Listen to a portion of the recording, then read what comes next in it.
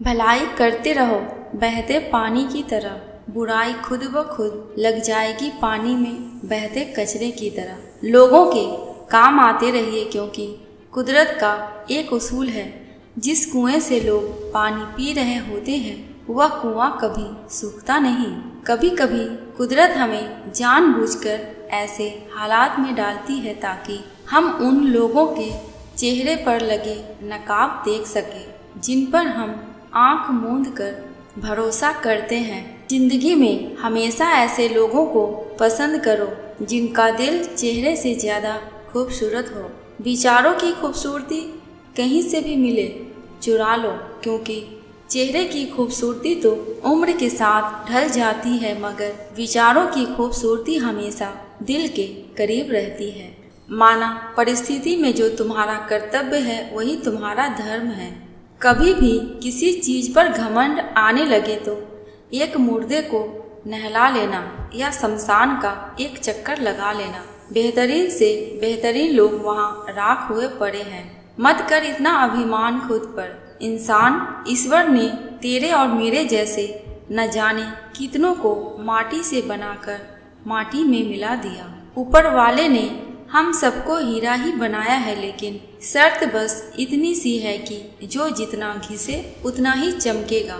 रात जितनी काली होती है तारे उतने ही चमकीले होते हैं। ठीक वैसे ही दुख जितना गहरा होता है हम ईश्वर के उतने ही करीब होते हैं। अपनी तकलीफें सिर्फ उन्हें बताओ जो दर्द को समझने के काबिल हो, वरना याद रखना कि मरहम किसी किसी घर में होता है पर नमक हर घर में होता है। अक्सर हम उन्हीं लोगों के हाथों अपना मजाक बनवाते हैं जिन्हें हम कमजोर लम्हों में अपनी सारी सच्चाई सौंप देते हैं। जो लोग आपसे जलते हैं उनसे घृणा मत कीजिए, क्योंकि यह वही लोग हैं जो स्वीकार चुके हैं कि आप उनसे बेहतर हैं। जिंदगी में आपने जितने भी प्रयास किए वो कभी व्यर्थ नहीं जाएंगे। पत्थर भले ही आखिरी चोट से टूटता है, परंतु पहली चोट कभी व्यर्थ नहीं जाती।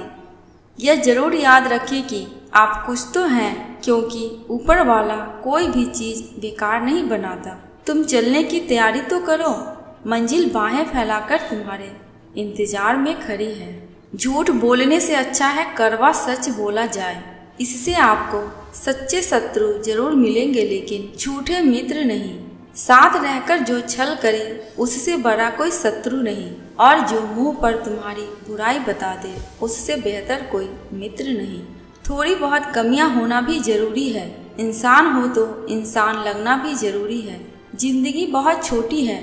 जो हमसे अच्छा व्यवहार करते हैं उनका धन्यवाद दो, और जो हमसे अच्छा व्यवहार नहीं करते उन्हें भी मुस्कुराकर माफ कर दो। इंसान को इंसान धोखा नहीं देता, इंसान को इंसान से लगाई गई उम्मीद धोखा देती है। बीते हुए कल का अफसोस और आने वाले कल की चिंता, ये दो ऐसे चोर हैं जो हमारे आज की खूबसूरती को चुरा लेते हैं।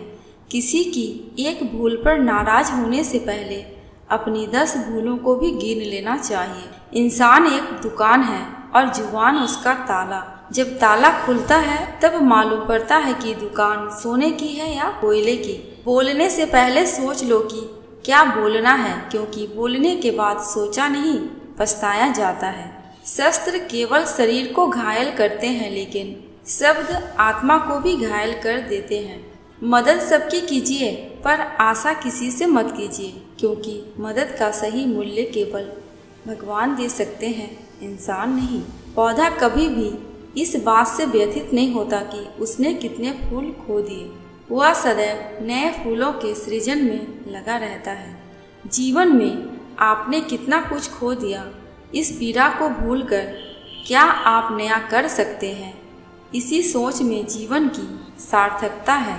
शब्दों में धार नहीं बल्कि आधार होना चाहिए, क्योंकि जिन शब्दों में धार होती है वह मन को काट, और जिन शब्दों में आधार होता है वह मन को जीत लेते हैं। कोई चाहे कितना भी महान क्यों न हो जाए, पर कुदरत कभी किसी को महान बनने का मौका नहीं देती। जैसे जैसे उम्र गुजरती है यह एहसास होने लगता है कि माँ बाप हर चीज के बारे में सही कहा करते थे। 2 चीजों पर नियंत्रण होना बहुत जरूरी है। आमदनी ठीक ना हो तो खर्चों पर, और जानकारी ठीक ना हो तो शब्दों पर। एक बार भगवान ने किसी से पूछा, तुम भी कमाल करते हो, किसी को इतना खूबसूरत और किसी को इतना बदसूरत बना देते हो। आखिर ऐसा क्यों करते हो? सभी को सुंदर बनाने में तुम्हारा क्या जाता है?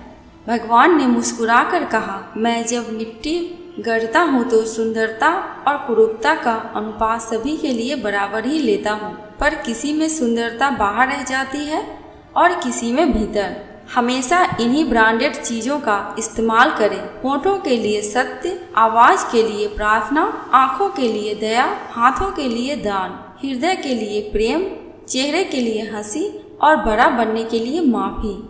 आपको हर वक्त पता होता है कि आपके पास कितनी दौलत है, लेकिन आप ये बिल्कुल नहीं जानते कि आपके पास कितना वक्त है। मैं खुश हूँ, इनकी वजह से मैं उदास हूँ।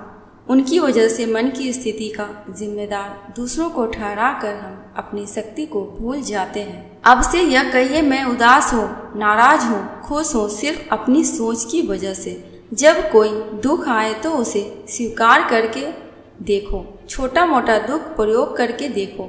स्वीकार कर लो। ऐसा सोचो ही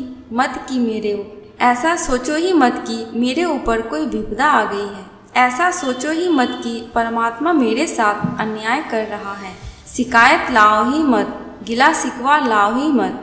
इतना ही जानो कि मैंने कुछ दुख बोए होंगे, इसलिए फल काट रहा हूँ। गांव में नीम के पेड़ कम हो रहे हैं और घरों में कड़वाहट बढ़ती जा रही है। जुबान में मिठास कम हो रही है और शरीर में शुगर बढ़ती जा रही है।